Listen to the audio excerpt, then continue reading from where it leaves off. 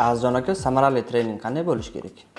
Trening o'tkazish shunchaki odamlarni yig'ib, ma'ruza yoki qandaydir leksiyalardan iborat bo'lishi kerak emas. Agarda trening to'g'ri tanlanmasa, bu vaqt, resurs va albatta mablag'ni ketishiga olib keladi. Quyidagilarni samarali trening o'tkazish uchun misol qilishimiz mumkin. Birinchi o'sha trening maqsadini aniq belgilab olish zarur. Treningdan keyin xodimlar nimani o'rganadi? Nimalar ular uchun muhim ko'nikmalarni aniqlay olishimiz kerak bo'ladi.